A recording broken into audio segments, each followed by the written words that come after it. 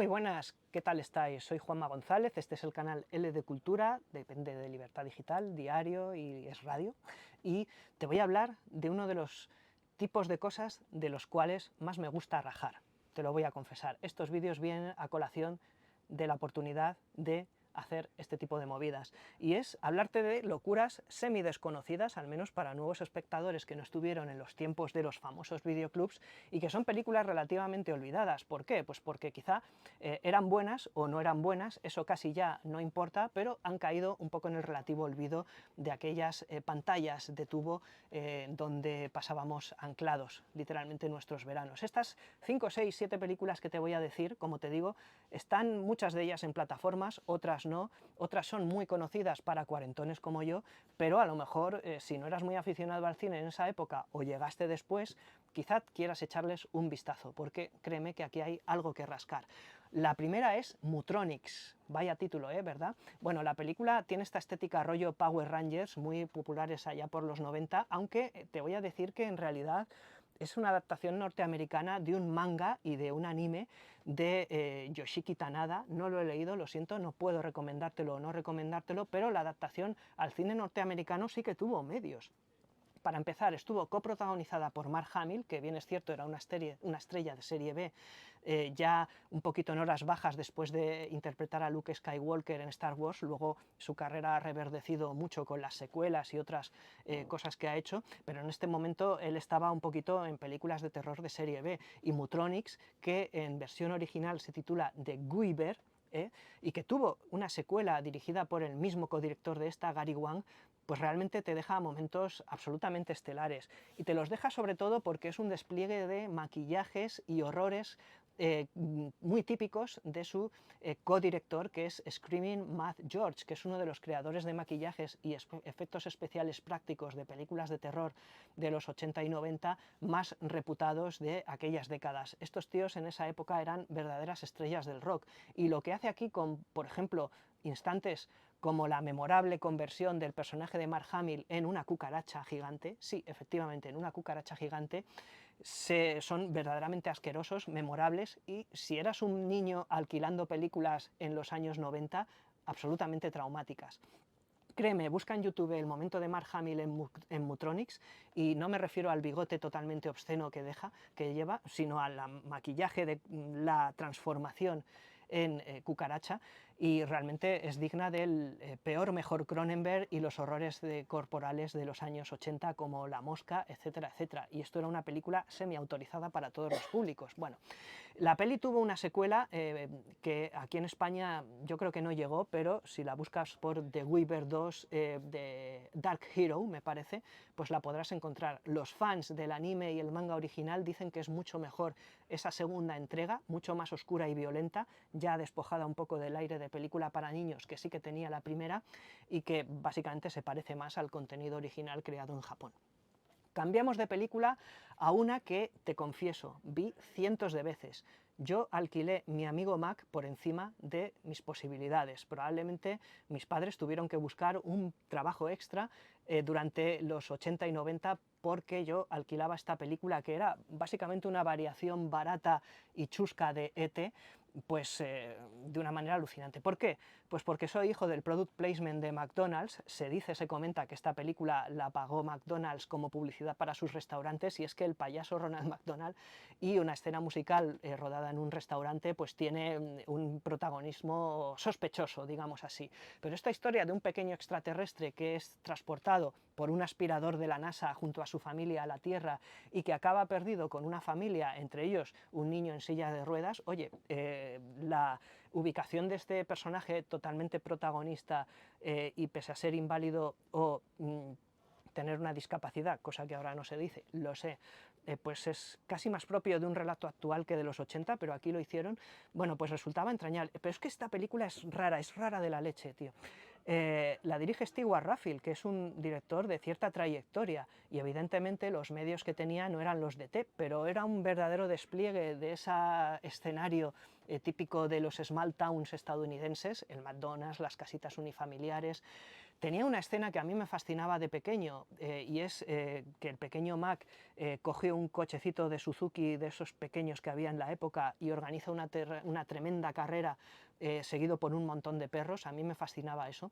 Y luego tiene una absolutamente memorable banda sonora de clase A del mismísimo Alan Silvestri, que era el tío que ponía música al Regreso al Futuro, y otras muchas fábulas de Spielberg, que son las que esta película trata de replicar, básicamente copiándolas. Era un rip-off distribuido en España por la compañía argentina Record Visión, que tenía estas cajas gordas de videoclub, con una carátula con este alienígena que realmente parecía pues, poco más que una creación de Fesser, es decir, parecía que, con perdón, le habían cagado más que creado. Era realmente feo este alienígena. Bueno, pero a su manera esta película logró cautivar mi mente de niño de 10 años, y como E.T. era una película muy impactante y muy fuerte en lo emocional, me sentía mucho más cómodo viendo Mi amigo Mac. Película en donde, por cierto, hay una escena eliminada que puedes encontrar en YouTube, en donde una bala perdida de un policía alcanza y mata al protagonista en silla de ruedas, solo para ser luego más tarde revivido por el extraterrestre. Pero aún así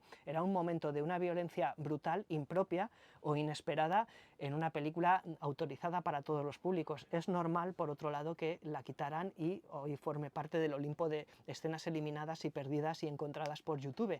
Pero bueno, los 80 tenían estas cosas, un poquito más libres, un poquito también más extraños. Como extraño era, o no extraño, la verdad es que era su ambiente natural, la muerte. Dolph Lundgren, el famoso Iván Drago de Rocky IV, protagonizó una especie de sucedáneo de Rambo titulado Red Scorpion.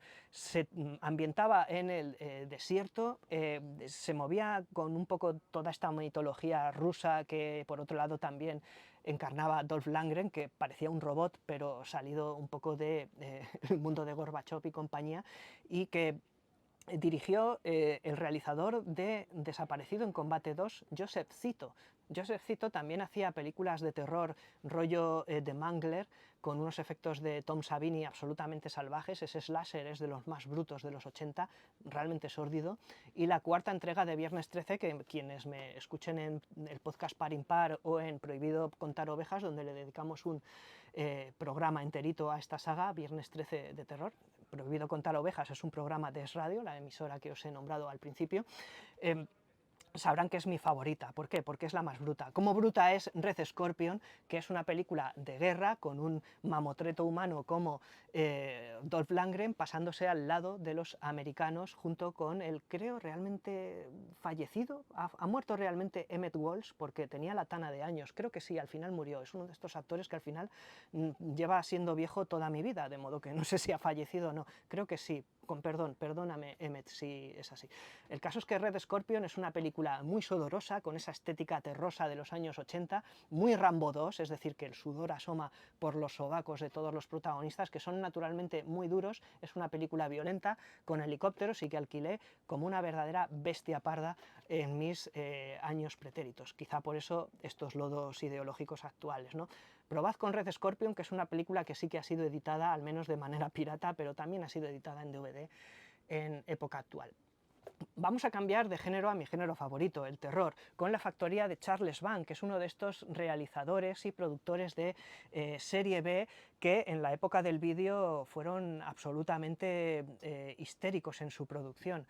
Charles Band hizo un montón de películas como la saga Puppet Master, de muñecos pequeños diabólicos, y otras pelis varias, entre ellas mi favorita, Terror Visión, una odisea verdaderamente escandalosa y viscosa, en donde un monstruo extraterrestre entra a la casa de una típica familia americana a través de la televisión, y ahí se los va comiendo uno a uno, porque esta peli tenía un humor negro y bastante cafre, en donde la familia americana no era como las de Spielberg y como las de Poltergeist, no, eran unos absolutos idiotas que merecían ser devorados por este monstruo absolutamente mal hecho, pero también muy viscoso. Era una peli sucia, era una película con sexo impropia de un protagonista infantil, como lo que era esta peli, el niño era el protagonista, en donde, pues como te digo, devoraban a toda la familia, incluyendo a Gerrit Graham, un actor típico de serie B, visto en Engendro Mecánico, visto en Frenos Locos, Coches Rotos, visto en Muñeco Diabólico 2, y que es un actor pues con una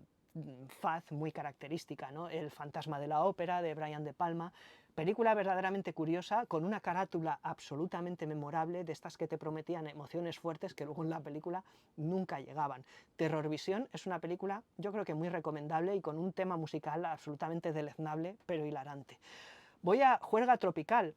Y acabo ya con esta película. Yo creo que no vamos a prolongar más este vídeo, más que nada para poder hacer varios después y estirar un poco el chicle. Juerga Tropical era una película dirigida por el padre de Rob Reiner, Karl Reiner, que era un autor de comedia absolutamente consagrado en esta época. Pero estamos en el año 87, hay que pagar las facturas, y se cogió al galán Mark Harmon, que no caló en el público, pero que aún así hizo algunas películas en esta época, como Más fuerte que el odio, una peli con Meg Ryan y Sean Connery, dirigida por Peter Hyams, policíaca de acción absolutamente recomendable, y otras como esta que te voy a contar, la comedia Juerga Tropical, en donde él interpretaba a un descarado profesor que se quedaba en verano a dar clase a un grupo de alumnos desarrapados. Hay varias cosas que yo recuerdo de esta película que en su momento me pareció bastante divertida, y es la escena en la que unos de los alumnos díscolos son especialistas en maquillaje y perpetran una escena de asesinatos en donde todos los protagonistas de la peli simulan estar muertos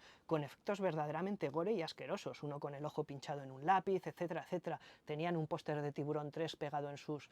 en fin, homenajes a películas de los 80 en una película de los 80, ¿no? Juerga Tropical del 87, no sé ni si fue un éxito ni si fue un fracaso, es una película olvidada en la memoria y que de vez en cuando viene a la mía, pues porque yo soy así y nunca cambiaré. Quizá le quieras echar un vistazo en plataformas o buscarla por ahí de alguna manera para echarle un ojo. A lo mejor la recuerdas o a lo mejor no, de los tiempos de Videoclub. Cuéntame en los comentarios si te ha gustado esta pequeña y descarada y fresca lista de verano de películas olvidadas de la época del Videoclub, y sin más, te dejo hasta el próximo vídeo de la próxima peli.